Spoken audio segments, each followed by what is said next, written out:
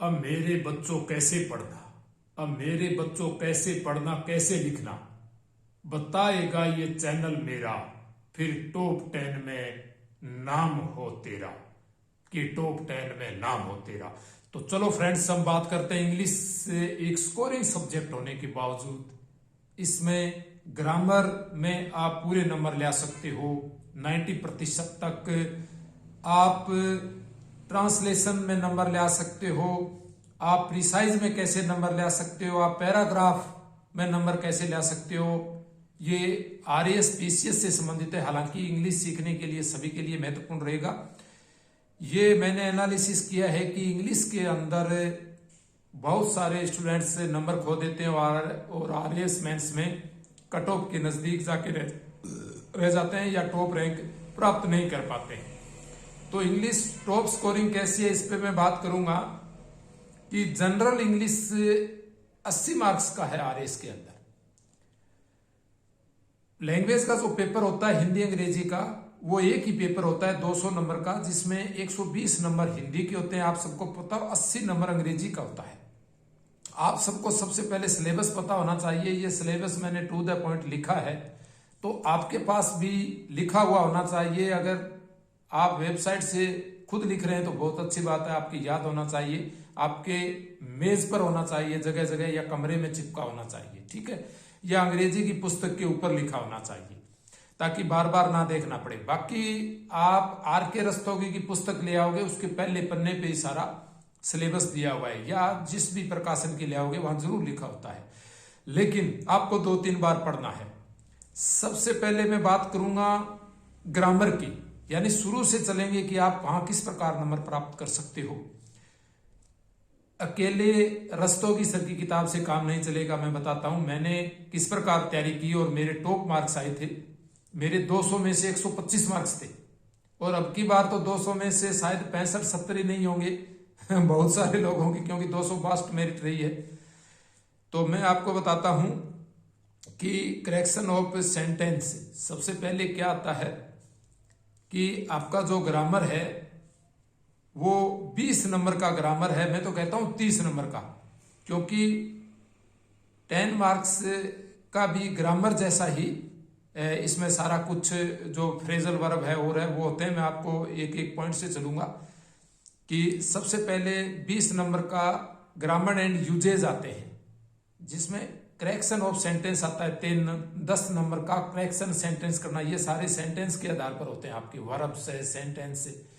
आप 10वीं का या 12वीं का जो ग्रामर होता है वो आप लर्न इंग्लिश वाला, जो बच्चों के अंग्रेजी का ग्रामर जो लगता है, जिसको अपने बोलते हैं, चाहे वो संजीव प्रकाशन का हो, चाहे कोई और का हो, एक्सीलेंट का हो, वो आप ले आए अंग्रेजी वाला पासबुक जिसको बोलते हैं। उसमें आप क्या करोगे, ये सारा ग्रामर वगैरह देखोगे, उसमें एक्सरसाइज दी हुई होते हैं, अभ्यास के पर्सन, उनको आप करो। रस्तोगी में इतने सारे नहीं होते हैं, वो भी करो आप। करेक्शन ऑफ सेंटेंस आप बार बार लिखोगे डेली। आप नियम बना लो 1 घंटा अंग्रेजी पढ़नी है, उसमें आर्टिकल डिटर्मिनेशन के आप अभ्यास करो। आप बार बार उनके क्वेश्चन करोगे ना, तभी आप सही कर पाओगे, ठीक है। ए का प्रयोग, एन का प्रयोग, फिर आता है पैसिव वॉइस और इनडायरेक्ट, डायरेक्ट, इनके बहुत सारे अभ्यास करो डेली। मैंने खुद ने अभ्यास किया था। फिर आगे सिनोनिम्स, एंटोनिम्स, ये छोड़ देना, या 1-2 नंबर के लिए बहुत ज्यादा माथापच्ची हो जाएगी। अगर आप कुछ देख लेते हो तो अभ्यास हो जाता है, यार कैसे छांटना होता है, तो आप उसमें से छांटना ही होता है, वो लगभग आधे तो वैसे ही सही हो जाते हैं। और फिर आता है पार्ट बी। ये पार्ट ए था 20 नंबर का, जिसमें 10 नंबर का तो करेक्शन ऑफ सेंटेंस हो गया, 10 नंबर का आर्टिकल और synonyms, antonyms, one word substitute, ये आगे 1 वर्ड सब्स्टिट्यूट वाला भी आप छोड़ सकते हो, ये वैसे ही सही हो जाएगा, या टाइम वेस्ट करने की कोई मतलब नहीं है। 2-4 नंबर के लिए आप मस्कत मत करना, इससे अच्छा है कि ज्यादा नंबर है वहां आप तैयारी करोगे तो आपके काम आएगी। फिर एक और बता देता हूं आपको, ये कॉम्प्रिहेंसिव ट्रांसलेशन यानी पैराग्राफ आता है, वहां आप 10 में से 10 ले आ सकते हो। 5 क्वेश्चन होते हैं, वो आप कर सकते हो, ठीक है। एक क्वेश्चन बेस्ड होता है, वो भी ध्यान से करना, पढ़ना ध्यान से पैराग्राफ को। आप 250 वर्ड्स का ही तो होता है, कोई दिक्कत नहीं है। एक 10 नंबर का आता है sentence, translation of 5 sentence, Hindi to English, यानी हिंदी के 5 वाक्य होंगे, उनका इंग्लिश में करना होगा। आप ध्यान से पढ़ दोगे, टुकड़ों में बांट करके आप करोगे तो आप कर दोगे। फिर आता है प्रीसाइज, ये 150 वर्ड्स की प्रीसाइज आता है, संक्षिप्तीकरण। ये अथवा में भी आता है। तो आपको क्या करना है, प्रीसाइज सबसे सरल होती है, समय कम लगता है। इसमें 150 से 200 वर्ड्स आते हैं, लास्ट के अंदर इसको आपको 50 वर्ड्स में लिखना होता है। तो ये सबसे बढ़िया पार्ट होता है, इजी, इसको आप करो, ये स्ट्रेटेजी बता रहा हूं। और फिर आता है पॉजिटिव, ये कंपोजिशन में निबंध आता है, 10 नंबर का निबंध आता है, 30 नंबर का, लास्ट में 30 नंबर में 10-10 नंबर के हो गए, ये निबंध आ गया जिसको बोलते हैं कॉम्प्रिहेंसिव 10 नंबर का। और 10 नंबर का पैराग्राफ आ गया, और 10 नंबर का एलोब्रेशन करना आ गया। ठीक है, 80 नंबर में ये विभाजन है। तो रिपोर्ट राइटिंग या पैराग्राफ राइटिंग 10 नंबर का आता है, उसमें से आप लेटर लिख सकते हो या रिपोर्ट लिख सकते हो, आपको जो अच्छा लगे। बाकी लेटर में निश्चित बातें होती हैं, उसमें ज्यादा समय नहीं लगता है, अलग अलग विभाजन होता है नंबरों का, तो आपको ज्यादा मार्क्स मिलते हैं। तो ये है, इसकी तैयारी कैसे करें। मैंने खुद निबंध पढ़े, इसमें आप डेली पढ़ो, 1-2 निबंध लिख के देखो, आपके याद होंगे। आप कुछ निबंध लिख करके अपने इंग्लिश के टीचर से जंचवा सकते हो। मैं तो, मेरे गुरुजी तो जो सेकेंडरी स्कूल में लेक्चरर होते थे, जो हायर सेकेंडरी स्कूल में मेरे ही गांव में, मैं बेटे को दे देता था निबंध के, यार गुरुजी से जंचवा के लाना, तो वो खाली समय में गुरुजी जांच देते थे, पता लगता था क्या गलतियां की हैं। तो आपको बार बार प्रैक्टिस करनी है, अभ्यास करना है, ताकि फर्स्ट रैंक आपकी हो। पहले से आप आश्वस्त हो सकते हो कि हाँ यार मेरा आपकी बार सिलेक्शन है, क्योंकि ये विषय आप ढंग से तैयार कर लोगे। आप नो नीड टू रिवाइज वाली प्लेलिस्ट आप देखना मत भूलें। अंग्रेजी कैसे पढ़ें, 50 दिन में अंग्रेजी कैसे तैयार करें, ये दिया हुआ RS मेंस की स्ट्रेटेजी में, और बाकी प्रीलिम्स की स्ट्रेटेजी भी आप देखें, ये सारी वीडियोज इस पर बने हैं। आप डेली ज्यादा से ज्यादा एक्सरसाइज करें, प्रैक्टिस करें आप लिखने का।